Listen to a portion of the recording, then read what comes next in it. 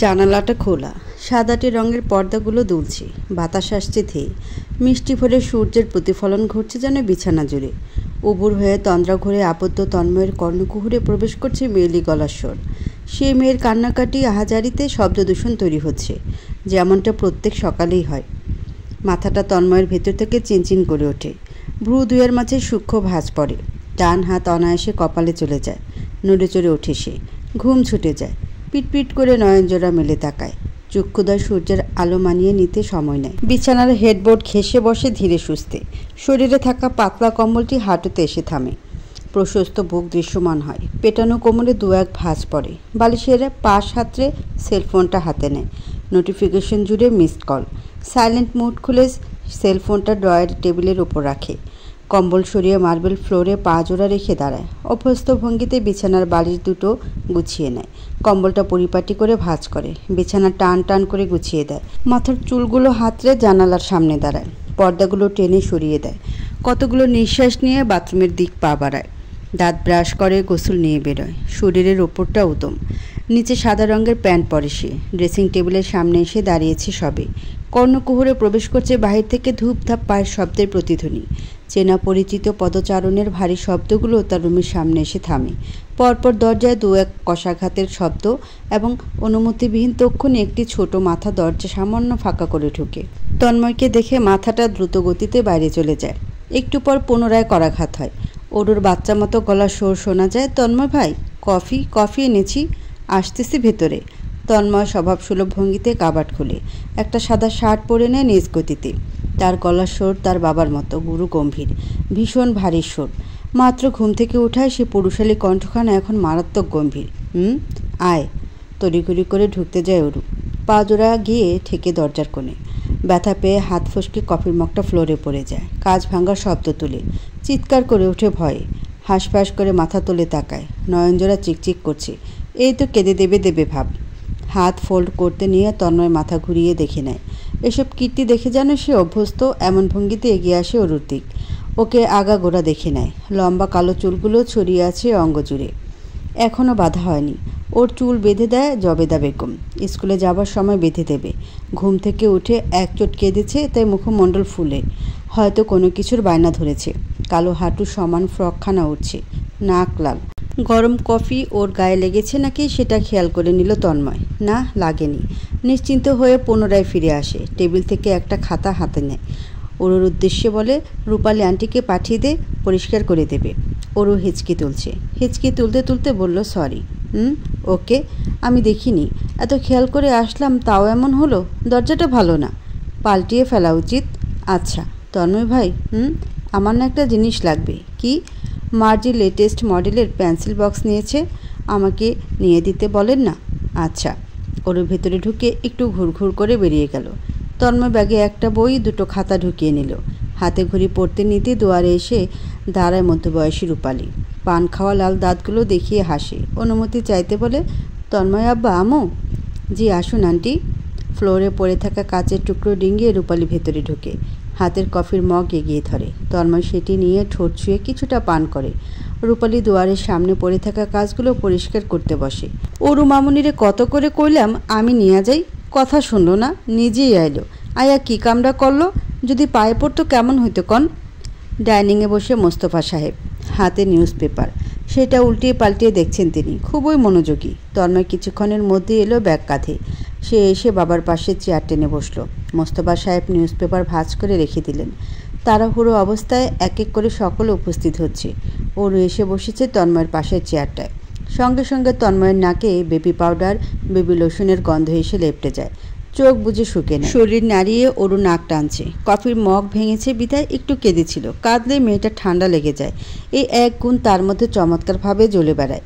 তন্ময় কাচের প্লেট উল্টিয়ে একটা ব্রেড নেয়, ডিম পোস্ট দিয়ে 2 ব্রেড মিলিয়ে কামড় বসায়। ওরু পুনরায় নাক টানে। অপর পাশ থেকে আকাশ ধমকে ওঠে, ওরু খেতে দিবি তুই? নাক টানাটানি আল্লাহর ওয়াস্তে পরে কর। ওরু কষ্ট পায়, টলমলে চোখে তাকায়, টিস্যু দিয়ে নাক চেপে বলে, আমি কি ইচ্ছে করে টানি? এভাবে কেন বলেন ভাইয়া? অগোচরে তন্ময়ের ঠোঁটের কোণ ঘেঁষে হাসি লেপটে এসে বিলীন হয়ে যায়। আকাশের গলা অসহায়ত্ব লেপটে, তুই ইচ্ছে করে টান, না হলে অনিচ্ছায় টান, আমার মাথা ব্যথা নেই। তুই এখন টানিস না প্লিজ, খেতে পারবো না তাহলে। তন্ময় যে কিভাবে তোর পাশে বসে নির্বিকার থাকে আমার বুঝে আসে না। মোস্তফা সাহেব গম্ভীর সুরে বলেন, আহ চুপ থাকো আকাশ, খেতে দাও ওকে। চুপচাপ খেতে থাকা তন্ময়ের প্লেটে উড়ে এসে পড়ে ডিম পোস। ওরু আর্তনাদ করে ডিমটা নিতে আসে। নিতে গিয়ে ডিমটা ভাগ হয়ে তন্ময়ের হাতায় পড়ে, তারপর টেবিলে। তন্ময় নিজের সাদা শার্টের হাতার দিক তাকায়, দীর্ঘ নিঃশ্বাস ফেলে টিস্যু নেয়, জায়গাটুকু মুছে পুনরায় খাওয়ায় মনোযোগ দেয়, যেন সে কিছু দেখেও দেখে না। ব্রেডের লাশটুকু খেয়ে উঠে দাঁড়ায়, কাঁধে ব্যাগ চেপে বেরিয়ে পড়ে। দুপাশে অবিশ্বাস্য ভঙ্গিতে মাথা নাড়ায় আকাশ। অসহায় চোখে দেখে নেয় তাদের বাড়ির গাধাটাকে। আচ্ছা, এই গাধাটাকে তন্ময় এত সহ্য কিভাবে করে? কিভাবে এটাকে এত ঠান্ডা মাথায় হ্যান্ডেল করে? আকাশে গাধাটার সঙ্গে 1 ঘন্টা থাকলে ব্লাস্ট হয়ে যাবে। ক্যাম্পাসে বৃক্ষরোপণ কর্মসূচি চলছে। শিক্ষার্থীগণ ভাগে ভাগে দল বেঁধে মিলেমিশে গাছ লাগাচ্ছে, খুবই মনোযোগ সহকারে। তাদের সাহায্য করছে স্বয়ং প্রিন্সিপাল। পূর্ব দিকের দেয়ালে সর্বত্র জুড়ে একটি দল হাঁটু গেড়ে বসে। দলের মধ্যে মোট 7 জন তারা। প্রত্যেকের হাতজোড়া কাদামাটিতে একাকার অবস্থা। সেই সময় তন্ময়ের উরুতে একটি হাত এসে বসে। হাতটা কাদায় মাখো মাখো পর্যায়ে। সাদা প্যান্টে বড়সড় ছাপ বসিয়ে দেয় মুহূর্তে। চমকে ওঠে ইব্রাহিম। মুখে হাত চেপে ভয়ার্ত দৃষ্টিতে তাকায় ভিকটিমের দিকে। ভিকটিম তন্ময় তখন নির্বিকার। তারপর তাকায় মাহিনের দিকে। এত বড় তাণ্ডব করে মাহিন তখন দাঁত বের করে হাসছে। পর মুহূর্তে সামনের মাটির বালতিটা উঠিয়ে নেয় তন্ময়। সবটুকু মাটি উবুর করে ঢেলে দেয় মাহিনের মাথায়। এইভাবে শুরু হয় কাদায় কাদায় গোসল করা। তাদের বন্ধুদের এই কাদামাটি খেলা দেখে অনুপ্রাণিত হয়ে অন্য সব শিক্ষার্থীরা। তাদের মধ্যেও এই খেলা জমে ওঠে। নির্বিকার হয়ে দেখতে থাকে শিক্ষকগণ। দূর থেকে নির্দেশনা দিচ্ছে এসব বাচ্চামো বন্ধ করার। কাজ হলো না। সকলেই তখন তুখোর মেজাজে রয়েছে। কাদায় লেপ্টে থাকা তন্ময় ক্যাম্পাসের পশ্চিমে বসে। মাথা এবং মুখশ্রী বাদ রেখে সম্পূর্ণ সে কাদায় মেখে। হাতে চেপে রাখা সিগারেটের নিচের অংশটুকু কাদায় ভেজা। গরম চোখে তাকাচ্ছে মাহিনের দিক। মাহিন তখন বুক ফুলিয়ে হাসছে। সেও সম্পূর্ণ কাদায় মেখে। তার মাথাটাও বাদ রয়নি। বেচারা ইব্রাহিম থেকে ধরে বাকি সদস্যগুলো ছাড় পায়নি। সবাই কাদায় ভেজা। রিহান বিরক্ত গলায় বলল, ওরে মার দিচ্ছস না কেন? এই ছোট মাহিন মজুমদার শুরু করেছে বালের খেলা। আমি কোন মুখ নিয়ে বাসায় যাবো? রাস্তায় গেলে আমারে জোকার কইব, জোকার। মাহিন চুইংগাম চিবুচ্ছে। মূলত সিগারেটের সাথে মাটিও একটু মুখে ঢুকেছিল কিছুক্ষণ আগে, তাই বাধ্যতামূলক একটা চুইংগাম মুখে নিয়েছে। মুখটা ফ্রেশ করা দরকার ছিল। সে চুইংগাম মুখ থেকে বের করে আঙ্গুলে নিয়ে রিহানকে দেখিয়ে প্রশ্ন করে, খাবি? রিহানের নাক ফুঁসে ওঠে। তেড়ে মেরে যায় মাহিনের দিক। মাহিনও পেছায় না। দুজন সমানে বুক ফুলিয়ে আসে একচোট যুদ্ধ করতে। এক পর্যায়ে করেও। তাদের এই মারামারি আর ছেলে মানুষই একই কথা। ঘাসের মাটিতে পড়ে দুজন একে অপরের উপর উঠে কিল ঘুষি দিতে ব্যস্ত। এই দুই পাগলকে থামানোর চেষ্টা করেনি কেউ। তন্ময় সিগারেট ফেলে দেয় দারোয়ানকে আসতে দেখে। ব্যাগ কাঁধে তুলে যেতে নিয়ে বলে, আমি গেলাম। এ পর্যায়ে মাহিন আর নিহানও উঠে দাঁড়ায়। বিরক্ত মুখে রিহান এগিয়ে গিয়ে মাহিনের পিঠের ময়লা ঝেড়ে দেয়। একই বিষয় মাহিনও করে। চোখ রাঙিয়ে দুজনেই আলাদা পথে হাঁটা ধরে। ইব্রাহিম ছুটেছে তন্ময়ের পিছু, সৈয়দও তাদের সঙ্গে।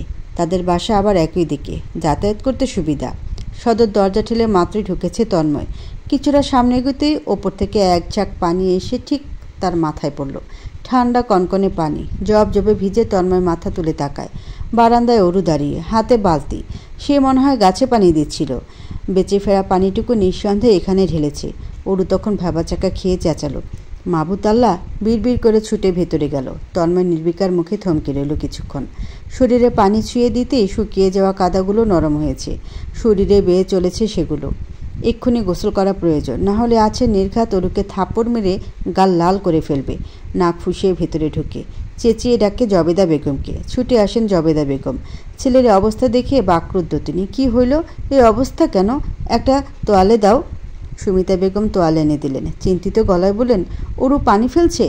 ওরে পাঠাইছি গাছে একটু পানি দিতে, মাইয়ারে একটা কাজ যদি ভালো মতো করে। তন্ময় দ্রুত গতিতে দোয়ালে দাঁড়িয়ে শার্ট খুলে ফেলল। কোমরে তোয়ালে পেঁচিয়ে প্যান্ট খুলে সোজা ওপরে উঠে গেল। কাপড় চোপড়গুলো তুলে নিলেন জবেদা বেগম। সুমিতা বেগম তখন নিজের মেয়েটাকে ইচ্ছে মতো বকছে। বকতে বকতে উপরে উঠছেন।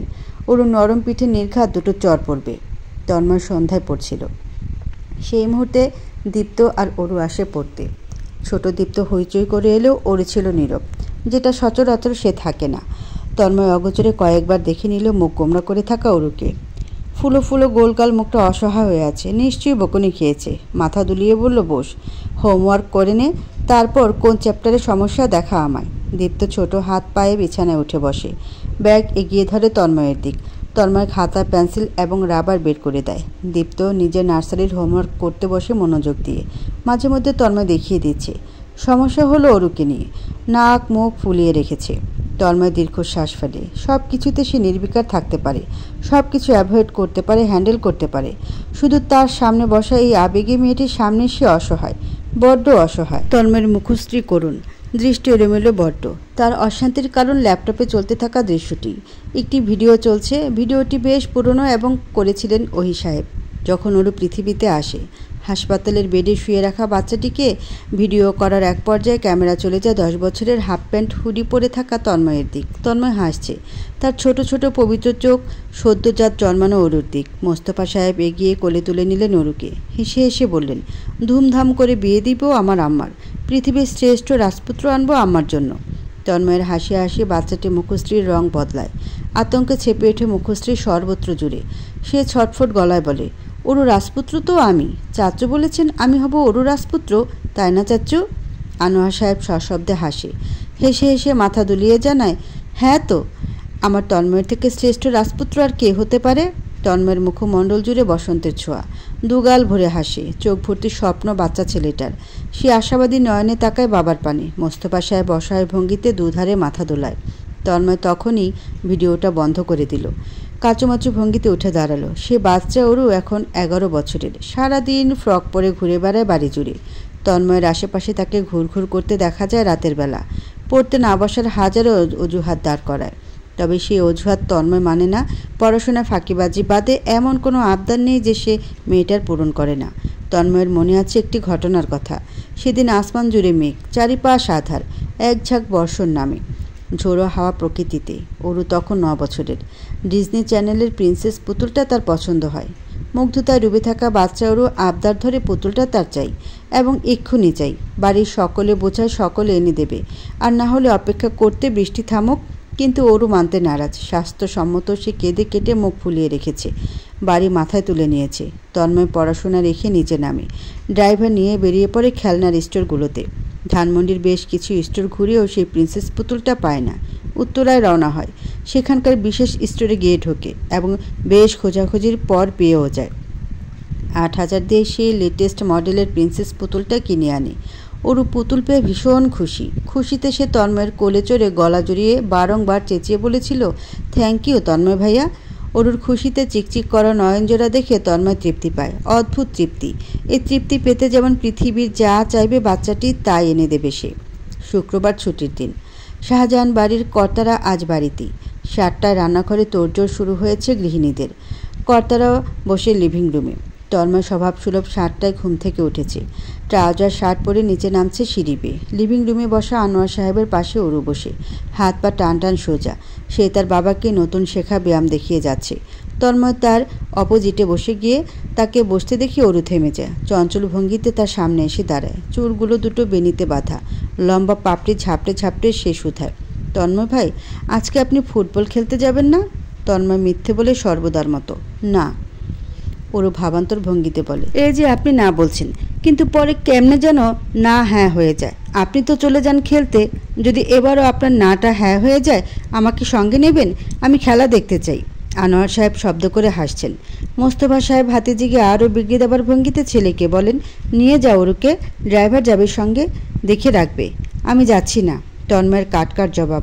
অরুর কম বেশি সব আবদার মেনে নিলেও অনেকগুলো সে মানতে নারাজ এবং তাকে দিয়ে মানানো বড় কঠিন। তার মধ্যে খেলা দেখতে নিতে না যাওয়াটা। এর কারণ আছে তন্ময়ের মনে, কিন্তু মুখে সে আজ পর্যন্ত কাউকে বলেনি। আজকাল রাস্তাঘাটে 10 বছরের বাচ্চা মেয়েদেরও দেখা যায় প্রেমিক নিয়ে ঘুরছে। একটু একটু ছেলে মেয়ে প্রেমপত্র আদান প্রদান করছে। তন্ময় যে মাটি খেলে সেটি বিশাল বড়। সেখানে ছোট বড় সব ধরনের ছেলে মেয়ে থাকে। অরুর বয়সী মেয়েরা দামড়া বয়ফ্রেন্ড নিয়ে জড়াজড়ি করে দাঁড়িয়ে থাকে। তন্ময় একদমই চায় না অরু সেগুলো দেখুক বা সে ওদের মধ্যে একজন হয়ে দাঁড়াক বা তার এসবের প্রতি বিন্দুমাত্র ধারণা জন্মাক। এবার অনার্স সেকেন্ড ইয়ারে তন্ময়। সদ্যজাত পুরুষ হয়ে ওঠার রাস্তায় কেবল। মুখ জুড়ে ক্লিন শেপ। এখনও পুরোপুরি দাড়ি না ওঠায় শেপ করে রাখতে হয়। আর্মি কাট বেশ মানায় বাড়ন্ত বয়সী ছেলেদের। তন্ময়ের ক্ষেত্রেও তাই। মুখশ্রীতে ল্যাপটানো গাম্ভীর্যের ছোঁয়া সুদর্শনের তালিকায় ফেলে তাকে। জার্সি পরে কোলে ফুটবল নিয়ে আলগোছে বেরিয়ে পড়ে সে। রাস্তার মোড়ে তার এলাকার ছোট বড় ভাই ব্রাদাররা দাঁড়িয়ে। প্রত্যেক শুক্রবার তাদের সঙ্গে ফুটবল খেলাটা অত্যন্ত গুরুত্বপূর্ণ। ফুটবল খেলে সন্ধ্যায় বাড়ি ফিরে আসে। সদর দরজা সামনাসামনি আসতেই ছোট অরুকে দেখতে পায়। দরজা দিয়ে ক্ষণে ক্ষণে মাথা বের করে উকিঝুঁকি দিয়ে রাস্তা দেখছে। তন্ময়কে দেখতেই দারোয়ান চাচাকে বলে, খুলুন দরজা চাচা, ওই যে ভাইয়া, এবার তো খুলুন। তন্ময় খুলতে ইশারা করে। দরজা খুলে দিতে দৌড়ে বেরোয় অরু। হাঁপিয়ে হাঁপিয়ে তন্ময়কে করুণ গলায় বলে, আমি কেন নেননি? তুই গিয়ে কি করতি? খেলা দেখতাম। খেলা দেখে কি হতো? মার্জি প্রত্যেক শুক্রবার ওর ভাইয়ার সাথে যায়, প্রত্যেক শুক্রবার খেলা দেখে, আমিও দেখতে চাই। তন্ময় দীর্ঘ নিঃশ্বাস ফেলে, অসহায় চোখে তাকিয়ে থাকে, হাতের বলটা রাস্তায় ফেলে। তন্ময় ভেবে বলে, খেলা দেখবি? আচ্ছা। তন্ময় সেলফোন বের করে, চাচাতো ভাই আকাশকে ফোন করে। আকাশ ভেতরে ছিল, শুনে দৌড়ে বেরোয়। দারোয়ান সহ তারা 4 জন সেখানেই খেলার মাঠ বানায়। হইচই শুনে বেরিয়ে আসে মোস্তফা সাহেব। অরু হইচই করে তার চাচুকেও খেলতে ডাকে। ভাতিজির আবদার রাখতে তিনিও বাচ্চাদের সঙ্গে খেলা যোগ হন। এক এক করে নেমে আসে আনোয়ার সাহেব এবং ওহি সাহেবও। বাড়ির গৃহিণীরা সদর দরজায় দাঁড়িয়ে খেলা দেখছে। স্ট্রিট লাইটের নিচে তাদের ফ্যামিলি প্লে জমে উঠেছে। সাপ্তাহিক ছুটির আগের দিন রাতে তন্ময়ের রুমে জমজমাট পরিস্থিতি থাকে। অরু, সাবিহা, দীপ্ত, আকাশ প্রত্যেকে আসন পেতে বসে তার রুমের সোফা, চেয়ার এবং বিছানায়। লেট নাইট মুভি দেখে। শুক্রবার বন্ধ যেহেতু রাতভর জেগে কাটায়। এটা সেটা খেলায় মগ্ন হয়। আজ খেলাধুলা নয়, তারা মুভি দেখতে বসেছে। জম্বি মুভি, ভয়ঙ্কর থ্রিলিং। এসব মুভিতে তন্ময় বেশ অ্যাটেনশন দেয়। সম্পূর্ণ রুম আধারে তলিয়ে শুধু টেলিভিশনের আলোয় অরুর ভয়ার্ত মুখশ্রী দেখা যাচ্ছে। একটু পরপর সে সাবিহার কোলে ঢুকে পড়ছে। পাশে তন্ময় বিষয়টা উপলব্ধি করছে। না করে উপায় কই, মেয়েটা হুড়মুড়িয়ে নড়ছে। অজান্তে তার পায়ে হুটহাট লাথি দিচ্ছে। তন্ময় স্পষ্ট শুনছে। অরু ফিসফিসিয়ে বলছে, সাবিহা আপু, জম্বি লোকটা কি এখন নায়ককে খেয়ে ফেলবে? সাবিহা মুভি দেখায় বিভোর। সে ধীর গলায় বলে, পরে বলবো, দেখতে দে। অরু সাবিহার কোল থেকে বেরিয়ে সোজা সাপটা হয়ে বসল। সে এখন কার কাছে যাবে জানা আছে তন্ময়ের। মুহূর্তে অরু ঘেঁষে তন্ময়ের পাশে আসলো। ধীর গলায় শুধালো, তন্ময় ভাই, জম্বি লোকটাকে কি খেয়ে ফেলবে?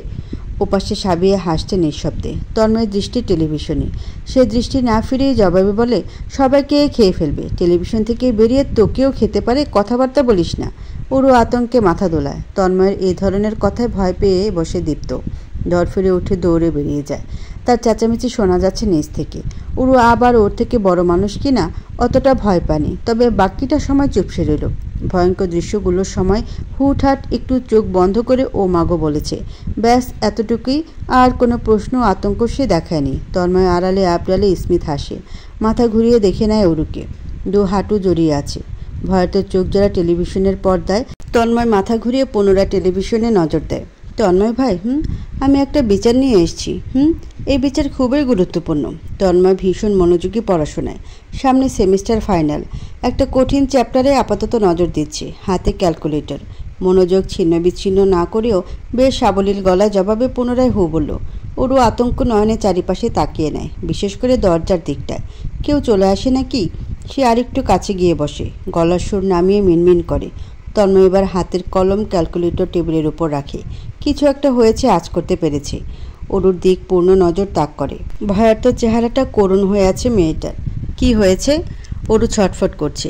নিজের সাথে যুদ্ধ করছে যেন। তন্ময় অপেক্ষা করে, সেভাবেই বসে রয়। অরুর কি বলার আছে জানতে চায়। সময় দেয় পর্যাপ্ত। অরু হাঁসফাঁস করে। সময় নিয়ে বলেও, আমার স্কুল যেতে ভয় লাগে। তন্ময়ের দৃষ্টি তীক্ষ্ণ হয়। ভ্রু দুয়ের মাঝে ভাঁজ পড়ে। কণ্ঠ চওড়া না করার প্রচেষ্টা সহিত প্রশ্ন করে, কেন? অরু পুনরায় ছটফট করছে।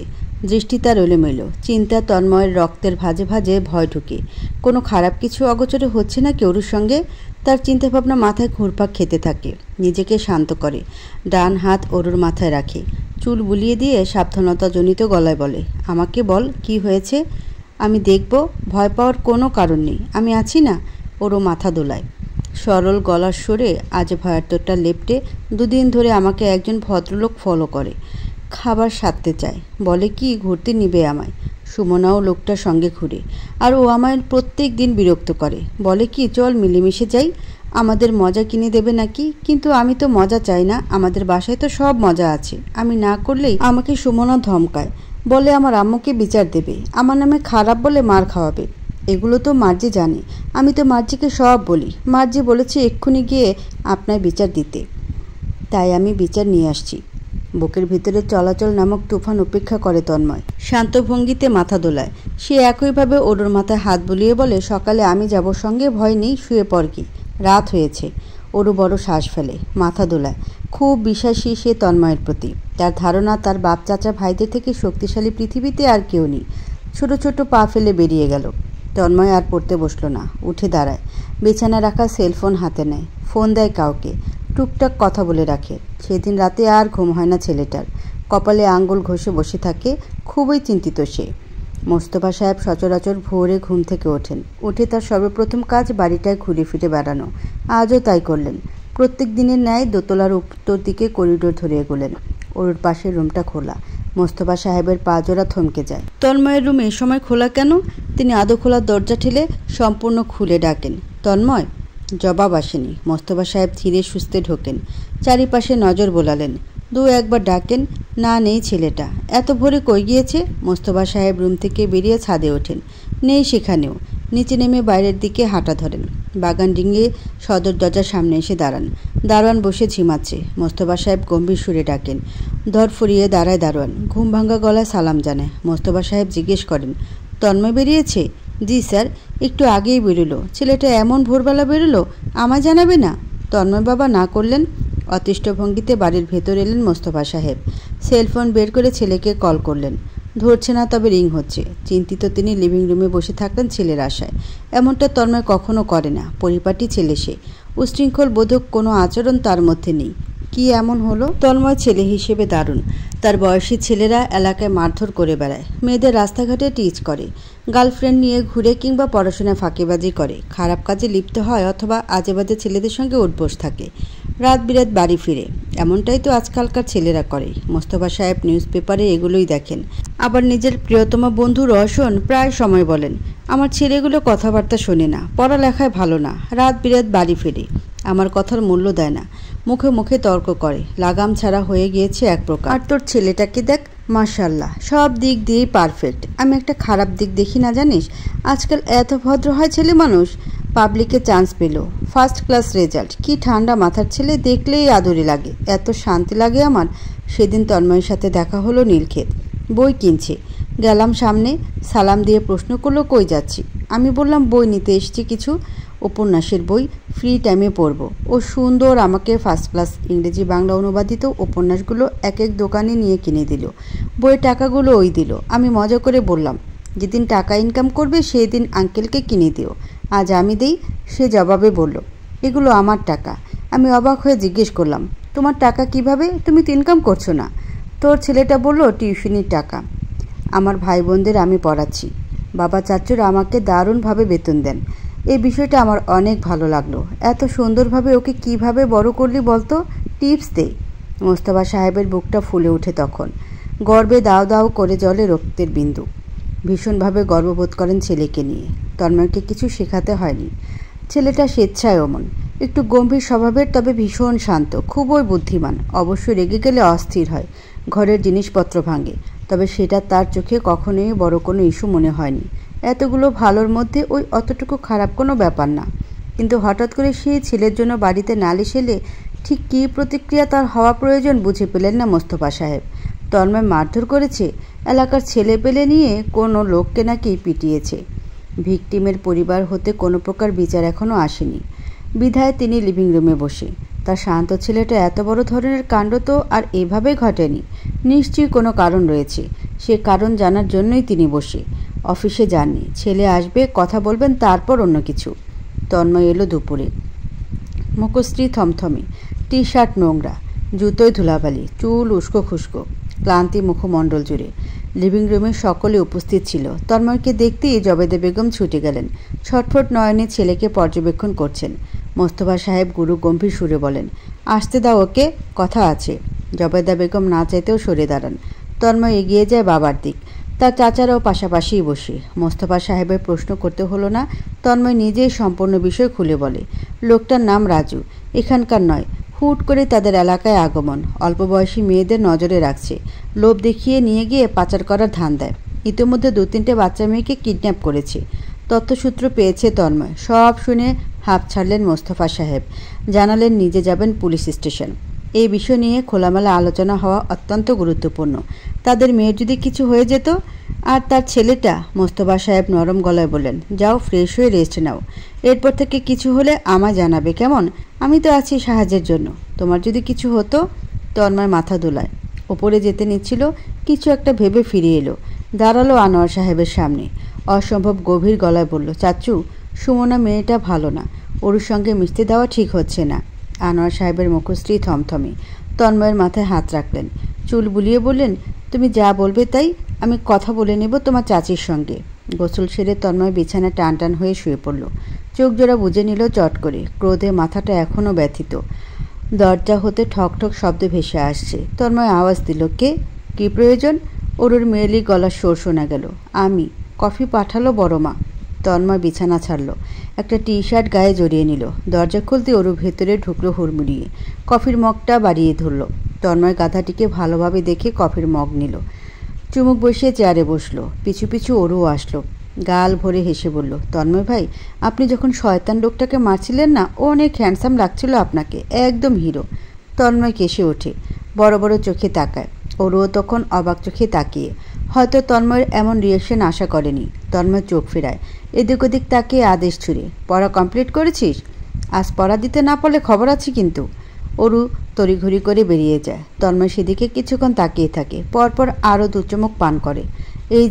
এই দিনগুলো বড্ড সহজ সরল ছিল। তন্ময়ের ভালো লাগার দিন ছিল, ভালোবাসার নয়। তার ভালোবাসার শুরুটা ঠিক অরুর 17তম জন্মদিন থেকে শুরু হয়েছিল। সাথে শুরু হয়েছিল তার ধৈর্যের পরীক্ষা, নিজেকে আটকে রাখার লড়াই, ভালোবাসার মানুষকে কাছে পেয়ে ও দূরে ঠেলে দেবার এক অবিশ্বাস্য সংযম। আজ অরুর 16তম জন্মদিন। জন্মদিন উপলক্ষে সন্ধ্যা অনুষ্ঠান হবে। বার্থডে কেকের অর্ডার তন্ময় দিয়েছে। রেড ভেলভেট 4তলা কেক। কেকের অর্ডার দিয়ে মাত্রই ছাদে এসে দাঁড়িয়েছে, হাতে কফি থেকে গরম ধোঁয়া উঠছে। ইতিমধ্যে বাগানে আয়োজন শুরু, হইচই, ছোটোছুটি, চেঁচামেচি চারিপাশে। হাতে থাকা কফির মগে চুমুক বসিয়ে ও দূরে নজর দিল। সাবিহা লুকিয়ে চুরিয়ে বাগানে এসছে ফুল তুলতে। খালি পায়ে ওদিকে যাবার কি মানে? মেয়েটার পায়ে কাটা না ঢুকে? তন্ময় গম্ভীর সুরে চেঁচিয়ে ডাকে, সাবিহা, কি সমস্যা? জুতো কই? সাবিহা থমকে যায়, জিভা দাঁতে চেপে ধরে, বোকা বোকা ধাঁচের হাসে, বিড়বিড় করে বলে, ভাই, এই তো পড়ছি।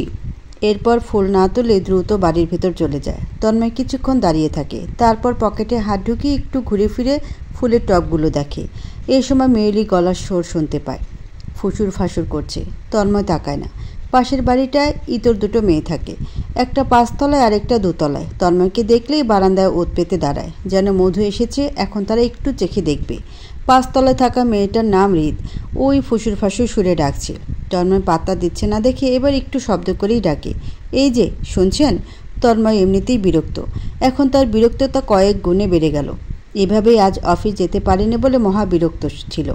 অফিসে তার সবে নতুন জয়েনিং, অনেক কিছু শেখার আছে, শিখছে। এই সময় একদমই ছুটি কাটাতে চাচ্ছিল না। যতই নিজেদের কোম্পানি হোক না কেন, কাজই হয়, নিজের বা পরের। কিন্তু মোস্তফা সাহেব মানলে তো। তিনি কড়াকড়িভাবে বলেছেন আজ বাড়িতেই থাকতে। অজ্ঞত তন্ময় বাড়িতেই রয়ে গেল।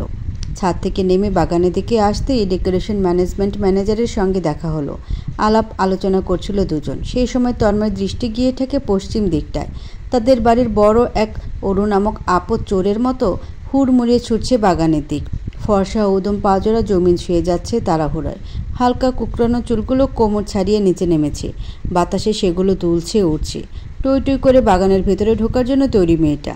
এখন যদি পায়ে কাটা বিঁধে ও বাড়ি কাঁপিয়ে কান্না করবে, নাকের পানি চোখের পানি তার শার্টে মুছে পড়বে, তন্ময় ভাই ব্যথা। তখন তন্ময়ের ইচ্ছে করবে চাটিয়ে একটা চর মারতে, তবে সে সেটা কখনোই করবে না। অত্যন্ত না রাগলে তার দ্বারা এসব মারামারি অসম্ভব ব্যাপার স্যাপার। অগোচরে দীর্ঘ নিঃশ্বাস ফেলে তন্ময়। কপাল মধ্যখানে ভাঁজ পড়েছে। বিরক্ত সুরে গলা উঁচিয়ে বলে, এই তোর ওখানে কী কাজ? অরু থতমত খেয়ে ওঠে, থমকে পড়ে, ফিরে তাকায় মাথা উঁচু করে, পরপরই দাঁত বের করে হাসে। ফুলের পাপড়ির ন্যায় সুন্দরতম ঝকঝকে নয়নের পাপড়ি ঝাপটে ঝাপটে জবাব দেয়, ফুল নিব, চুলে গুজবো, সুন্দর দেখাবে না বলুন? তন্ময় দৃষ্টি ফিরিয়ে নেয়, আরও চোখে ফের তাকায়। অরুর চোখ ঝাপটানো তার অন্যতম পছন্দের দৃশ্য। ওই মায়াবী নয়নের লম্বা ঘন পাপড়ি যখন ঝাপটা খায়, দারুণ দেখতে দেখায়। অবিশ্বাস্য রকমের টান লাগে মনে, ভীষণ আদরি লাগে। তন্ময় নিজে এগোয়, শার্টের হাতা কোণের ওপর তুলতে তুলতে ফুলের বাগানে ঢোকে। যা যা ফুল লাগবে তুলে দেয়। ওরু ফুলগুলো হাতে নিয়ে দাঁড়িয়ে সবগুলো ফুল ফ্রোকে নিল। একটা ফুল হাতে নিয়ে কানে গুজে নিল। তন্ময়ের দিক লাজুক হাসি নিক্ষেপ করে শুধায়, তন্ময় ভাই, সুন্দর না ফুলটা? তন্ময় অপলক তাকিয়ে থাকলো। ঢোক গিলল, দৃষ্টি ফিরিয়ে নিল। এলোমেলো ভঙ্গিতে চারিপাশে তাকালো। ওরু জবাব পেয়ে ধেই ধেই করে ছুটে চলে গেল। শুনতে পেল না তন্ময়ের বিড়বিড় করে বলা, এই ফুলের থেকেও সুন্দরতম ফুল তুই। অনুষ্ঠান শেষ হলো রাত 12টায়। তন্ময় এসেই হট শাওয়ার নিয়েছে। রাতে গোসল না করলে তার ভালো ঘুম হয় না, ব্যাড হ্যাবিট বলা যায়। মাত্রই গোসল সেরে বিছানায় বসেছে, সেই সময় দরজা ঠেলে একটা মাথা ঢুকে পড়ল। উদম তন্ময়কে দেখে মাথাটা দ্রুততম গতিতে চলে গেল। পরপর দরজায় করাঘাত। তন্ময় আনমনে সামান্য হাসে। গলাস্বর গম্ভীর করে বলে, কে? আমি। কি লাগবে? ওরু এবার বিড়বিড় করে জবাব দেয়, আমার গিফট। তন্ময়ের ঠোঁট ঘেঁষে ছুটে দুষ্টু হাসি। উঠে দাঁড়ায়, একটা টি শার্ট জড়িয়ে বলে, আয়। ওরু পারমিশন পেয়ে হুড়মুড়িয়ে ঢুকে। সাদা প্রিন্সেস ক্রাউন এখনও পরে, পরীর মতো মাথায় ক্রাউন, হাতে সাদা গ্লোভস। তাকে এক ছোট পরী বলাই যায়। সে হাত বাড়িয়ে দেয়, আমার গিফট? কি গিফট চাই? বাইসাইকেল। সাইকেল দিয়ে কি হবে? মার্জি চালিয়ে স্কুলে যায়, ওর সাথে মিলেমিশে আমিও যেতে চাই। আচ্ছা। ওরু বাইসাইকেল পাবার খুশিতে ছুটে বেরোয়। তন্ময় সেলফোন হাতে নেয়। সে কয়েকটা বাইসাইকেলের পেজ খুলে বেশ কয়েকটা সাইকেল দেখে শুনে সে সাদা লাল কম্বিনেশনের একটা সাইকেল পছন্দ করে। পরপর অগ্রিম পেমেন্ট করে অর্ডার প্রেস করে ফেলে। কাল নাগাদ চলে আসবে হয়তো। তন্ময় বন্ধু মহলে সব থেকে গম্ভীর নীরব ব্যক্তি তন্ময়। প্রয়োজন ব্যতীত তার মুখ থেকে শব্দ বেরোয় না। নীরব দর্শকের মতো শুনে এবং দেখে। তাই বন্ধু মহলের সকলের ক্যারেক্টার সম্পর্কে তার অবিশ্বাস্য রকমের প্রেডিকশন রয়েছে এবং তার সত্য হয়। খুব কম কথা বলা তন্ময় যখন কিছু বলে তা অনেকটাই স্বর্ণ যেন, এবং তার স্বর্ণযুক্ত কথাবার্তার মান রাখা হয় দারুণভাবে। যেমন সেদিন রিহান আড্ডায় এসে পৌঁছালো মন খারাপ নিয়ে। মারাত্মক ধরনের ডিপ্রেসড সে। বন্ধু মহলের সকলেই প্রশ্ন করলো, কি হয়েছে? রিহান ইচ্ছার বিরুদ্ধে গিয়ে খুলে বলে, সে সোহানীকে পছন্দ করতে চায় না। তাও কেন দিন দিন পছন্দের মাত্রা বাড়ছে। আশ্চর্যজনকভাবে তন্ময় সেদিন মুখ খুলে খুব সাবলীল গলায় বলে, when you try not to all for someone, you will for harder and stronger. Rihan অসহায় চোখে তাকিয়ে থাকে। তন্ময় উপদেশ দেয়, সমুদ্রের স্রোত কি থামাতে পারবো আমরা? কখনোই না। থামানোর প্রচেষ্টায় হয়তো ডুবে যাব, না হয় মরি, তবে সেই স্রোতের সঙ্গে আমরা তাল মিলিয়ে চলতে পারবো। চলতে গিয়ে উপভোগ করব, আনন্দ পাবো, বৈরাগী হব। তিহান তন্ময়ের সেই উক্তি আজও মনে রেখেছে।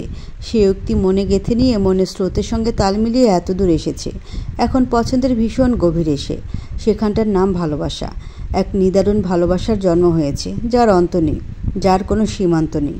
রিহান ভাবে, খুব করে ভাবে, তন্ময় বুঝি ভালোবাসা নামক স্রোতের সঙ্গে তাল মিলিয়ে অনেক দূর চলে গিয়েছে। এতটাই দূর যেখান থেকে ফেরার রাস্তা নেই। তন্ময় ল্যাপটপে টাইপিং করছে। পাশেই অরুদীপ্ত বসে পড়ছে বলে ভুল হয় অরুর ক্ষেত্রে। সে বইয়ের ফাঁকে ফাঁকে উকিঝুঁকি দিচ্ছে। নয়নজোড়া তার শান্ত নেই। তন্ময় দেখেও দেখছে না, নজর আন্দাজ করছে ব্যাপারটা। খুব গাম্ভীর্যের সহিত কাজ করছে। মুখ খুলে শুধু দীপ্তর সাবজেক্টগুলো বুঝিয়ে দিচ্ছে। দীপ্তর হোমওয়ার্ক শেষ হলো। বইপত্র গুছিয়ে ব্যাগ কাঁধে নিয়ে দাঁড়ালো। আরও চোখে অরুকে দেখে বলল, চোখ এক জায়গায় থাকলে পড়া শেষ কীভাবে হবে? অরু চোখ পাকিয়ে তাকাতে ছেলেটা ছুটে পালালো। তন্ময় এবারও অগ্রাহ্যভাবে রয়েছে। বিষয়টা আসলে অগ্রাহ্য সে মোটেও করছে না। সবাই খেয়াল করছে, দেখছে, না চাইতে চোখ চলে যাচ্ছে। এ যে অরু কানের পেছনে চুল গুজে আদুরে চোখে তাকাচ্ছে, ছটফুটিয়ে উঠছে, বসছে। কিছু একটা বলবে হয়তো। তন্ময় বুঝেও জিজ্ঞেস করছে না আজ। অজ্ঞত অরু কিছুক্ষণ অপেক্ষা করে মুখ খুলল। তন্ময় ভাই। আপনি সাইমা আপুকে চেনেন? না। চেনেন না? ওই যে পাশের বিল্ডিংয়ের আপুটা। তন্ময় মাথা ঘুরিয়ে স্বাভাবিক চোখে তাকায়। অরু আমতা আমতা করে বলে, ওই আপুটাকে আপনার কেমন লাগে? মুখশ্রী স্বাভাবিক রাখা কিছুটা কষ্টের হয়ে পড়ল তন্ময়ের জন্য। সে ভুরু উঁচিয়ে প্রশ্ন করে, কি বলতে চাচ্ছিস? পয়েন্ট কি? অরু মুখ গোমরা করে। আপুটা ভালো না, কেমন যেন আপনার দিক বাজে চোখে তাকায়। দেখলেন না বিকেলে কেমন করছিল? আর আজ তো আমায় ডেকে বলে আপনার নাম্বার দিতে। কত বড় সাহস তুই দিয়েছিস? না, আমি কেন দিব? একদমই দিব না। বিড়বিড় করে কথাটুকু শেষ করলো। তন্ময় সাবলীলভাবে বলে, গুড, এবং দৃষ্টি ফেরায়। আড়ালে সামান্য হাসি। ওরও পুনরায় হাঁসফাঁস করছে। ঘড়ির কাঁটা 10টায় যেতেই তন্ময় উঠে ল্যাপটপ গুছিয়ে ফেলে। সেগুলো টেবিলে রেখে পিছু ফিরে। ওরও এখনও বসে, যেন এখানেই থাকবে। তন্ময় ভ্রু জোড়া উঁচু করতেই ওরও নিঃশব্দে মুখ পাকায়। হেলাফেলা ভঙ্গিতে ওঠে। ব্যাগ বই খাতা বুকে জুড়িয়ে যাওয়ার জন্য রওনা হয়। তবে যায় তো যায় না, দরজার কাছটা গিয়ে ফিরে তাকায়, বিড়বিড় করে বলে, তন্ময় ভাই, আপনার কেমন মেয়ে পছন্দ? তন্ময় মুখশ্রী বহু প্রচেষ্টায় দ্বিগুণ গম্ভীর করে। সেই গম্ভীর মুখশ্রী দেখে ওরও ভয় পায়, দ্রুত পায়ে ছুটে পালায়। তন্ময়ের অধর জুড়ে হাসির বিচরণ। বেশ খানিকক্ষণ দাঁড়িয়ে সে বোকার মতো মুচকি হাসে। বারান্দায় গিয়ে দাঁড়াতেই ঠান্ডা বাতাসের প্রলয় ছুঁয়ে দেয়। সেই মুহূর্তে একটা সিগারেট ধরায়। সেদিন ছিল প্রলয়ঙ্কর বর্ষণ প্রকৃতির বুকে। তন্ময় দুদিনের ট্যুর দিয়ে ফিরেছে, সামান্য ড্রিঙ্কও করেছিল, তবে নেশায় ধরেনি তাকে। ভীষণ রাত হয় বাড়িতে ঢুকতে, একদম ভিজে জবজবে অবস্থা। বাড়ির সকলে ঘুমে ব্যস্ত, কেউ জেগেনি। তাই সে সোজা নিজের রুমের সামনে এসে দাঁড়ায়, তবে ভেতরে ঢুকে না। দাঁড়িয়ে এরা রোবটের নয়। হুট করে বাঁদিকে হাঁটা ধরে, ওরু দরজার সামনে এসে দাঁড়ায়, দরজায় হাত ছোঁয়। দরজা খোলা, ধাক্কা দিলেই খুলে যাবে। মেয়েটা দরজা লাগায় না কেন? কেন কেন? তন্ময় রাগ হবে নাকি সুযোগে সদ্ব্যবহার করবে জানে না। ধাক্কা দিতে নেয় দুবার, কিন্তু শেষমেশ দিচ্ছে না। ইচ্ছে ভেতরে যাবার, ওরুকে একটু দেখার, কিন্তু শেষ মুহূর্তে নিজেকে আটকায়। মাথা দরজায় ছুঁয়ে সেভাবেই দাঁড়িয়ে থাকে। পায়ের শব্দ পেতেই চমকে ফিরে তাকায়। মোস্তফা সাহেব দাঁড়িয়ে, চোখ মুখ শান্ত, মোটেও আশ্চর্যের ছোঁয়া নেই। তন্ময় নিজেকে প্রস্তুত করে বাবার প্রশ্নের সম্মুখীন হতে, কিন্তু সেটা হলো না। মোস্তফা সাহেব ভীষণ শান্ত গলায় বললেন, ঘরে যাও। তন্ময় থমকে রয়। ঝিরোপাই করিডোর ভিজিয়ে নিজের রুমে ঢুকে যায়। মোস্তফা সাহেব ছেলের রুমের দিকে বেশ কিছুক্ষণ তাকিয়ে থাকেন, ভাবনায় বিভোর তিনি। এক পর্যায়ে হতাশার নিঃশ্বাস ফেলে চলে যান। তন্ময় মোটেও নিজের ঘরে ঢুকে না। বাবা যেতেই সে দরজা খুলে বেরোয়। এবার আর দাঁড়ায় না, সোজা ওর রুমের দরজা খুলে ভেতরে ঢুকে। মেয়েটা আজও জানালা খোলা রেখেছে। বাতাসে পর্দা উঠছে, বৃষ্টির ছিটেফোঁটা প্রবেশ করছে। তন্ময় ভেতরে পা বাড়ায়। বিছানার পাশের স্ট্যান্ড লাইট জ্বালানো, সে হলদেটে আলোয় ওরুর মুখমণ্ডল স্পষ্ট। মেয়েটা বেঘরে ঘুমোচ্ছে। তন্ময় দূরত্ব রেখে দাঁড়িয়ে থাকে। ওরুর ঘুমন্ত মুখশ্রী দেখে নির্নিমেষ ভাবে। হঠাৎ চোখ যায় পাশে। মুহূর্তে তন্ময়ের ভাবভঙ্গি পরিবর্তন হয়, হাত বাড়ায়। ওরুর সাথে একটি সাদা শার্ট, তন্ময়ের শার্ট। শার্ট ধরে পাথরের ন্যায় দাঁড়িয়ে থাকে নির্বিকার ভঙ্গিতে। অনুভব করে শরীরের সর্বাঙ্গ জ্বলছে। অদ্ভুত উত্তেজনা থরথর করে কাঁপছে বুক। ওরুর দিক দ্বিতীয়বার তাকানোর সাহস দেখায় না। শার্টটা বিছানা রেখে দ্রুত পায়ে বেরিয়ে যায়। যাওয়ার পূর্বে দরজা ভালোভাবে লাগিয়ে দেয়। তন্ময় অবশ্যই গম্ভীর স্বভাবের, কথাবার্তা কম বলে, তবে কখনো তার বন্ধুদের অযথা না বলতে পারে না। তার মুখ থেকে সর্বত্র বেরোয়, হ্যাঁ ঠিক আছে, যেভাবে ভালো হয়, কিংবা আচ্ছা যেভাবে তোরা চাস। শুধু একটা বিষয়ে তার মুখে না শোনা যায়, সেটা ওরুর বিষয়। মাহিন যখন মুখশ্রীতে আদরের ভাব এনে বলে, তন্ময় প্লিজ একদিন ওরুকে আন, মেয়েটার সাথে পরিচয় করিয়ে দে। তন্ময়ের মস্তিষ্ক কাজ করার পূর্বে মুখ কাজ করে। সে গম্ভীর গলায় বলে ওঠে, না। এ নিয়ে মাহিনের আফসোসের শেষ নেই। আজও আড্ডায় বসে মাহিন হতাশার নিঃশ্বাস ফেলে বারবার বলছে, বন্ধুদের কথার এখন আর কোনো দাম নেই। তার কথার প্রভাব তন্ময়ের উপর আদতে পড়ছে নাকি দ্বিধার বিষয়। তন্ময় অন্যমনস্ক রূপে বসে। এসেছে অবধি এমন হয়ে আছে, বেশ গম্ভীর এবং অন্যমনস্ক। বিষয়টা ধরল রিহান। ড্রিঙ্কের গ্লাস টেবিলে রেখে উঠে দাঁড়ায়। তন্ময়ের পেছনে দাঁড়িয়ে তার কাঁধে হাত রাখে, প্রশ্ন করে রয়ে শোয়ে, কী হয়েছে? ওরু বুঝি বেশি পেন দেয়? তন্ময় মাথা তুলে একবার তাকায়, আবার নজর ফিরিয়ে রাখে হাতের গ্লাসের ওপর। লাল ড্রিঙ্কগুলো নাড়িয়ে তুলছে। মাহিন সিরিয়াস হয়, গমগমে গলায় বলে, কিছু হয়েছে? বন্ধুদের মধ্যে বিচলিত ভাব চলে এলো। সকলেই আপাত নীরবতা পালন করছে। তন্ময়কে ডিপ্রেসড দেখাচ্ছে। এভাবে মন খারাপ তন্ময়কে সচরাচর দেখা যায় না। মাহিনের প্রচণ্ড খারাপ লাগছে। হাতের ড্রিঙ্কটাও বিষাদ লাগছে। সে উঠে দাঁড়ায়, তন্ময়ের কাজ চেপে তাকে দাঁড় করায়, নিয়ে চলে রেস্টুরেন্টের ছাদের দিক। যাবার পূর্বে বলে, থাক তোরা। রিহান থাকে না। মানিব্যাগ পকেটে ভরতে ভরতে দুজনের পিছু ছুটে যায়। এই রেস্টুরেন্টের ছাদ আকর্ষণীয়, মানুষজনের ভিড় কম, যেহেতু এখানে চেয়ার টেবিলের উদ্যোগটিপ নেই। এক কোণায় দাঁড়ায় তিনজন, তন্ময় দুই বন্ধুর মধ্যে। একটা সিগারেট ধরায় সে। দেখা দেখি মাহিন আর রিহানও সিগারেট ফুঁকতে নেয়। এবার আর প্রশ্ন করে না, শুধু তাকিয়ে থাকে জাঁকজমক রাস্তায়। তন্ময় একসময় নিজেই মুখ খুলে, আমি কি অধৈর্য হয়ে গেলাম? রিহান ক্ষীণ সুরে বলে, আমার দেখা সব থেকে ধৈর্যবান মানুষ তুই। তন্ময় দীর্ঘ নিঃশ্বাস ফেলে, হাতের সিগারেট ফেলে দেয়, ছটফট ভঙ্গিতে বলে, আজকাল বাসায় যেতে ভয় হয়, আবার বাসায় তাড়াতাড়ি না পৌঁছলে অশান্তি অনুভব করি, নিজেকে ভীষণভাবে অপদার্থ মনে হচ্ছে। হঠাৎ কী কারণে এমন হচ্ছে? তন্ময় কপালে আঙুল ঘষে। ওরু আমায় পছন্দ করা শুরু করেছে অ্যাজ এ লাভার। মাহিন বড় সড়ো চোখে তাকায়। রিহান বলে, তা তো আনন্দের, আর তোর মতো ছেলের ওপর ফল করা সাধারণ বিষয়। আচ্ছা, বুঝতেছিস কীভাবে ওরু তোকে পছন্দ করছে? মাহিন তারা চোখে তাকায় রিহানের দিক, ধমকে সুরে বলে, গাধা ছেলে, বলদ একটা। ওরুকে হাতে পিঠে চড়িয়ে বড় করলো তো ও বুঝবে না তো কে বুঝবে? তুই? আচমকা তন্ময় হেসে ওঠে, হাস্যোজ্জ্বল হাসি। হাসতে হাসতে তাকায় বন্ধুদের দিক, হেসেই বলে, অযথায় বারবার তাকায়। ডাইনিংয়ে খেতে বসলে ঘুরে ফিরে তাকায়, সামনে ঘুরে ফিরে বেড়ায়। আমার পছন্দের রঙের জামা কাপড় পরে, সারাদিন গোছগাছ সাজুগুজু করে থাকে। ইদানিং ঘুরতে নিতে বলে, আর এগুলো আমি একা দেখছি না, বাড়ির সবাই দেখছে। সেদিন বাবা আসলো রুমে, এসে বলতেছে আমায় ডিফারেন্টভাবে চলতে। আমার চলাফেরার ধরন দেখে নাকি অরুর কিশোরী মনে পরিবর্তন এসেছে। মাহিন শব্দ করে হেসে উঠল। হাসতে হাসতে চোখের কোণে জল জমেছে। তন্ময় দীর্ঘ নিঃশ্বাস ফেলে, ওদূরে তাকিয়ে বলে, নিজেকে নিয়ন্ত্রণে রাখা কঠিন হয়ে পড়েছে জেনে যে অরুও আমায় পছন্দ করে, ভিন্ন চোখে দেখে। আমি যেসব করিনি ইদানিং তাই করছি। সেদিন বাড়ি ফিরে বেয়াদবের মতো অরু রুমে ঢুকেছি ওকে দেখতে, যেটা আমি কখনোই করিনি। আগে যে চোখে দেখতাম আজকাল তার বিপরীত। বিষয়টা খুবই বিশ্রী হয়ে উঠছে দিন বেদিন। রিহান সিরিয়াস গলায় বলে, দোস্ত, আঙ্কেলকে জানিয়ে দে, বলে দে তুই অরুকে চাস। অ্যাজ এ লাইফ পার্টনার তোদের এনগেজমেন্ট করিয়ে দেবে। অরু অনার্সে পড়াকালীন না হয় বিয়ে দিবে।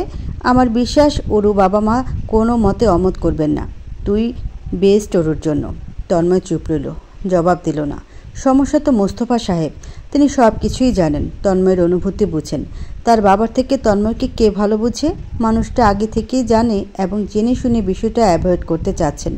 তন্ময় সেই বিষয়ে ভালোভাবেই অবগত। শাহজাহান বাড়ির ভেতরটা নিত্যদিনের মতোই উজ্জ্বল ছিল। হঠাৎ সেই উজ্জ্বলতায় ছায়া প্রবেশ করলো যেন। তন্ময় বাড়ি ফিরেছে মাত্র। তার ঢুকতে দেরি, ডাক পড়তে দেরি হয়নি। মোস্তফা সাহেব অত্যন্ত গম্ভীর এবং দাপুটে গলায় তন্ময়কে নিজের রুমে ডেকে নিয়ে গিয়েছেন। তন্ময় সেই যে গিয়েছে এখনও ফিরেনি। দুজন পুরুষ মানুষ আধা ঘন্টা ধরে কী ধরনের আলোচনা করছে তার বোধগম্য হচ্ছে না আনোয়ার সাহেবের। তিনি থমথমে পরিবেশে ব্যস্ত পায়ে পায়চারি করছেন লিভিং রুমে। ক্ষণে ক্ষণে নজর ফেলছেন দেয়াল ঘড়িতে। এখন 11:35। চিন্তায় ভ্রু দুয়ের মাঝে ভাঁজ পড়ছে সূক্ষ্ম। এই বয়সে এত স্ট্রেস তো নেওয়া যাচ্ছে না। বিড়বিড় করে কপাল ধরে সোফায় বসলেন। তার বড় ভাই এতটাই গাম্ভীর্যের সহিত তন্ময়কে ডেকে নিয়ে গিয়েছে যে আনোয়ার সাহেবেরই বুকের ভেতরটা তীর করে কাঁপছে। কপালে ছোট ছোট ঘাম জমেছে। বড় ভাইকে বড্ড ভয় পায় কি না? সম্মানও তো কম করেন না, ভালোবাসা ও আঘাত। সুমিতা বেগম চায়ের কাপটা এগিয়ে ধরলেন। চাটা নাও, গরম মাথায় গরম চা খেলে মেজাজটাও গরম হবে। রেখে দাও, পরে খাবো। সুমিতা বেগম ভ্যাবাচাকা খেলেন যেন। গরম চায়ের সাথে গরম মেজাজের সম্পর্ক কিভাবে হয় তুমি বুঝবে না সুমিতা, ম্যাথামেটিক্সে তুমি দুর্বল। মুহূর্তে থমথমে হয়ে ওঠে সুমিতা বেগমের মুখমণ্ডল। বিড়বিড় করে বললেন, গরম চা আর গরম মেজাজের মধ্যে ম্যাথামেটিক্স কিভাবে গুরুত্বপূর্ণ? অদ্ভুত। ওহি সাহেব ছেলেকে রাম ধমক মেরে ওপরে তুলেছেন। ওপরে বলতে দোতলায়, নিজের রুমে পাঠিয়েছেন। ছেলের প্যানপানানিতে বদহজম হচ্ছিল এক প্রকার। এত কুকর্মের কথাবার্তা বলতে পারে ছেলেটা? হাতের ঘড়িতে দৃষ্টি ঘুরিয়ে ফিরে হাঁসফাঁস করে ওঠেন। বড় ভাবির দিকে তাকিয়ে বলেন, 30 মিনিটস। এতক্ষণ ধরে নিশ্চয়ই মধু নিয়ে আলোচনা হচ্ছে না, সিরিয়াস ম্যাটার। ভাবি, আপনি কি কিছু জানেন? জবেদা বেগম চোখের ইশারা জানালেন কিছুই জানেন না। ওহি সাহেব ছটফট ভঙ্গিতে উঠে দাঁড়ায়। অমন সময় পশ্চিম দিক হতে চেঁচামেচির শব্দ ভেসে আসে। নিশ্চুপ পরিবেশে এই দু একটা চেঁচামেচির শব্দ বজ্রপাতের ন্যায়। আনোয়ার সাহেব তড়িঘড়ি করে সেদিকে ছুটলেন। ছুটতে নিয়ে পড়তে নিলেন। অমনি নিজেকে সামলে পুনরায় ছুটলেন। মোস্তফা সাহেবের মুখশ্রী রাগান্বিত, থরথর করে কাঁপছে ঠোঁট। তন্ময়ও আজ শান্ত নেই। ক্রোধে নয়নজোড়া লালচে হয়ে গেছে, গলার রগ নীল হয়ে বেরিয়ে। ডান হাত কেটেছে, রক্ত চুয়ে পড়ছে মেঝেতে। কাচের গ্লাসটিও ভেঙে চুরে পড়ে আছে সেখানটায়। শব্দ তুলে দরজা ঠেলে ঢুকেন জবেদা বেগম। ঢুকে কিংকর্তব্য বিমূঢ় তিনি আর্তনাদ করে ওঠেন। দ্রুততম গতিতে এসে দাঁড়ান ছেলের পাশে। কম্পিত হাতে তন্ময় রক্তাক্ত হাতটা ঝাপটে ধরেন। চোখ অশ্রুসিক্ত, গলার সুর উঁচিয়ে বলেন, এসব কি করেছিস? এই তন্ময়, রক্ত পড়ছে। আল্লাহ! তন্ময় তখনও মোস্তফা সাহেবের দিক দৃষ্টি রেখে আছে। কণ্ঠনালী চেপে দৃঢ় সুরে বলে, আই ওয়ান্ট হার। আমার মধ্যে কি problem? What's wrong with me? আমাকে বিশ্বাস কেন করতে পারছো না? I know her better than you বাবা। তাহলে কেন আমি ওর জীবনসঙ্গী হতে পারবো না? Why the hell not? Mostafa সাহেব বাকরুদ্ধ। ঘন ঘন শ্বাস ফেলে তিনি আঙ্গুল তুলে স্ত্রীর উদ্দেশ্যে বলেন, তোমার ছেলেকে বলো আমার এই পরিবারের ওপর নজর ফেলতে না। ও চাচ্ছে এই পরিবার ভেঙে যাক, আমার ভাইয়েরা আলাদা হোক। এটা আমি কখনো হতে দিব না, কখনো না। জবেদা বেগম আতঙ্কিত গলা চেঁচান, হয়েছে কি? কি নিয়ে কথা বলছেন? মোস্তফা সাহেব তেড়ে আসে। গলা নামিয়ে দাঁতের দাঁত চেপে বলে, তোমার ভদ্র ছেলে অরুকে বিয়ে করতে চায়, ওই ছোট মেয়েটাকে।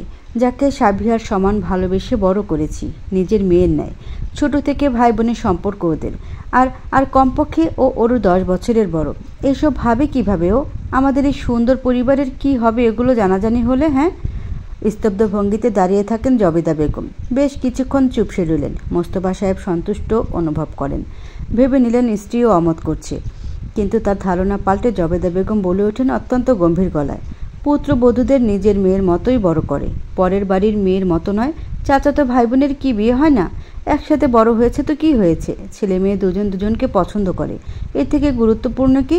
আমার ছেলের থেকে ভালো জীবনসঙ্গী ওর জন্য এ পৃথিবীতে নেই। ঘরের মেয়ে ঘরেই থাকবে সারা জীবন, আমি কোনো আপত্তির কারণ দেখছি না। আমার চেয়ে জবেদা, ধমকে ওঠেন মোস্তফা সাহেব। তুমি কি আদৌ বুঝতে পারছো কি বলছো? আমার পরিবার, আমার এত বছরের স্বপ্নের পরিবার ভেঙে যাবে এই তুচ্ছ তাচ্ছিল্যর কারণে। ছেলে মানুষের চিন্তাভাবনা পাশে রাখো, শুধু নিজেদের কথা ভাবছো। এই বিষয়টা আদৌ আনোয়ার কিংবা সুমিতার ভালো লাগবে না কি ভেবে দেখেছো? কতটা লজ্জাজনক পরিস্থিতির সৃষ্টি হবে বাড়ির মধ্যে ভেবেছো? আরও বাচ্চারা আছে জবেদা। হয়তো আনোয়ার আমার মুখের কথা ফেলতে না পেরে এই বিষয়টা মেনে নিল। তারপর কি হবে? যদি ভবিষ্যতে ওদের মধ্যে সমস্যা হয়, এই বয়সের ব্যবধানের কারণে যদি ওদের সম্পর্কের ভাঙন ধরে, তখন শুধু ওদের নয়, আমাদের পরিবারের মধ্যেও ধরবে। অনেক অনেক সমস্যা আছে ভেবে চিনতে। জবেদা বেগম অবাকের চূড়ান্ত যেন। এই চেনো তুমি আমাদের ছেলেকে? তন্ময়, আমি এই বিষয়ে আমার বাড়িতে আর একটা শব্দ শুনতে চাই না। তোমার ছেলেকে বলো আমার বাড়িতে থাকতে হলে আমার মতামত মেনে থাকতে হবে। তন্ময় শক্ত গলায় বলে, থাকবো না, আপনার মতামত মানব না, আর বাড়িতেও থাকবো না। এই বাড়িতে সেই দিনই ফিরবো যেদিন অরুকে আমার হাতে তুলে দেবেন। গট গট পায়ে বেরিয়ে যায় তন্ময়। দেখা হয় চাচু চাচিদের সঙ্গে, সবাই দাঁড়িয়ে। তন্ময় দ্রুত পায়ে ইতিমধ্যে উপরে উঠে গিয়েছে। মোস্তফা সাহেব শব্দ করে সোফায় বসেন। পাশে বসেন জবেদা বেগম। গলার সুর নামিয়ে তিনি বলতে নেন, ছেলেটা অরুকে সত্যি। কথাটুকু শেষ করতে পারেননি পূর্বে খুব বাজে ভাষায় চেঁচিয়ে ওঠেন মোস্তফা সাহেব। রাগান্বিত তার মুখে যা এসছে বলে ফেলেন। ওদিকে স্বামীর কাছ থেকে কখন এমন ব্যবহার না পাওয়া জবেদা বেগমের পায়ের নিচ থেকে যেন মাটি সরে গেল। মুখ চেপে ডুকরে কেঁদে ওঠেন। কি হবে এ বাড়িতে না থাকলে? কিছু হবে না, থাকুন আপনি আপনার স্বপ্নের পরিবার নিয়ে। এই স্বপ্নের পরিবারের কেউ নই আমি, আমার ছেলে। অপমানিত মুখশ্রী নিয়ে লাগেজ গোছাতে ব্যস্ত হয়ে পড়েন। নিজের বাবার বাড়ির জিনিসপত্র ছাড়া কিছুই নিলেন না। খুবই হালকা ওজনের লাগেজ হাতে বেরিয়ে গেলেন। মোস্তফা সাহেব এক দৃষ্টিতে চেয়ে আছেন মেঝের রক্তের পানি। স্পষ্ট শুনছেন ভাই ভাই বউদের আর্তনাদ। তন্ময়, জবেদা বেগমকে থামানোর আপ্রাণ চেষ্টা তাদের। চোখের কোণ ঘেঁষে গড়িয়ে পড়ল এক ফোঁটা জল। ওহি সাহেব দরজায় করাঘাত করছে সমানে। ভাইয়া, ভাবি আর তন্ময় এসব কী করছে? ওরা বাড়ি ছেড়ে চলে যেতে চাচ্ছে, আপনি কেন কিছু বলছেন না? পাথরের ন্যায় জবাব দিলেন মোস্তফা সাহেব। যেতে দে। থমকে গেল শাহজাহান বাড়ি। সব কিছু স্তব্ধ, বিমূঢ়। হুটহাট হেঁচকি তুলে মেয়েলি কান্নার স্বর ছাড়া আর কিছুই শোনা গেল না।